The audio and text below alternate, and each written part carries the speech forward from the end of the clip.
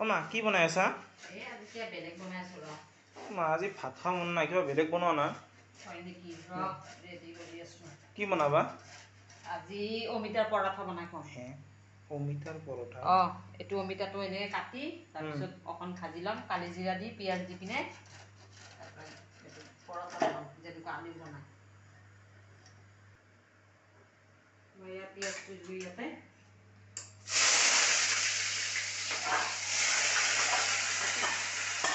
পিঁয়াজ আৰু কেঁচা জলকীয়া।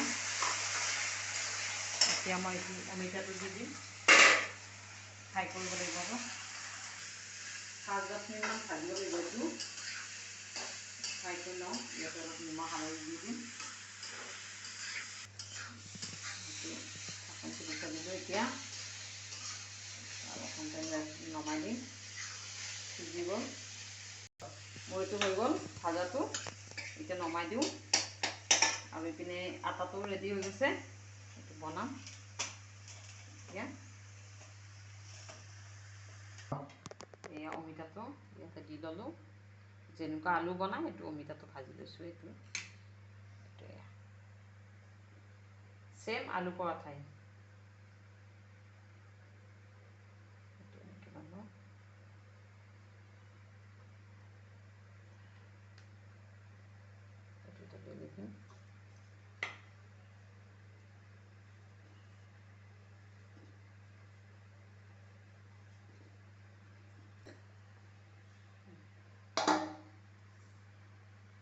এইটো হৈ গ'ল।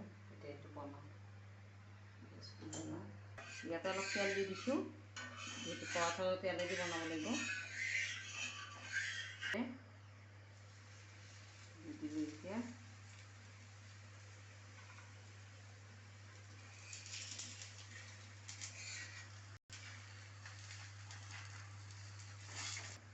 এইটো আপোনালোকে ৰিফাইন তেল দিও বনাব পাৰে। মই ৰিফাইন দি বনাইছোঁ। বাটাৰ দিও বনাব পাৰে, ঘি দিও বনাব পাৰে। সেইটো আপোনালোকৰ ইচ্ছা।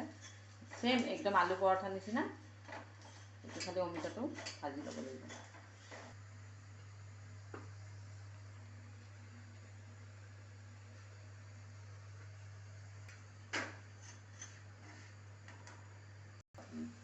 এয়া মোৰ হৈ গ'ল।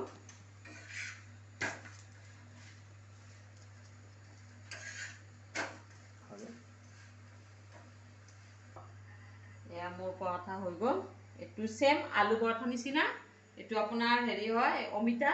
মই এইটো ভাজি লৈছোঁ পিঁয়াজ আৰু কেঁচা জলকীয়া দি পিনে। তাৰপৰা ভাজি পিনে এইটো একদম ছেম টু ছেম। আপোনালোকে ৰিফাইন তেল দি মই ভাজিছোঁ। আপোনালোকে ঘি দিও ভাজিব পাৰে, বাটাৰ দিও ভাজিব পাৰে। আপোনালোকে লাইক আৰু কমেণ্ট কৰিব নাপাহৰিব আৰু মোৰ লগতো টেষ্ট কৰিব দিব।